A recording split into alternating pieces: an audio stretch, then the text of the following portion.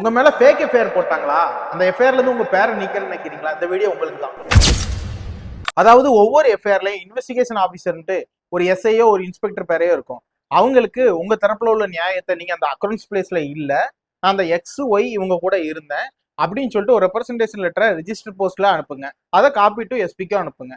அனுப்பும் போது அதுக்கடுத்து அவங்க உங்க பேரை நீக்க மாட்டேன் அப்படின்னு சொல்றாங்கன்னா டைரக்டா ஹைகோர்ட்ல 528 பிஎன்எஸ்எஸ் படி நீங்க குவாஸ் பெட்டிஷன் போடலாம். குவாஸ்னா ஒண்ணு இல்லை, அந்த எஃப்ஐஆர்ல நான் அந்த நேரம் அங்க இல்ல அல்ல அந்த எஃப்ஐஆர் பொய்யா போட்டிருக்காங்க அப்படின்னு ஹைகோர்ட்ல நீங்க வைக்கும் போது கோர்ட் வந்து உங்க பக்கம் உண்மை இருந்துன்னா அந்த எஃப்ஐஆர்ல இருந்து உங்க பேரை நீக்கி விட்டுரும்.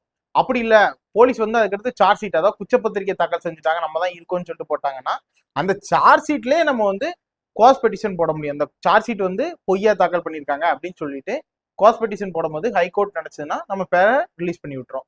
அதே இந்த சார்ஜ் ஷீட்டை மேஜிஸ்ட்ரேட் கோர்ட்லயோ அல்ல ட்ரையல் கோர்ட்லயோ கொடுத்துட்டாங்க நமக்கு சம்மன் வந்துட்டுனா அங்க போய் கூட அதுல நீங்க A5ஆவோ A1ஆவோ சோன்ஸோ ஏதோ ஒரு அக்யூஸ்டா இருக்கிறீங்க, உங்களுக்கு எதிராக சார்ஜஸ் இல்லை அப்படின்னா டிஸ்சார்ஜ் பெட்டிஷன் போடும்போது உங்க பேரை ட்ரையல் கோர்ட் வந்து நீக்கிரும்.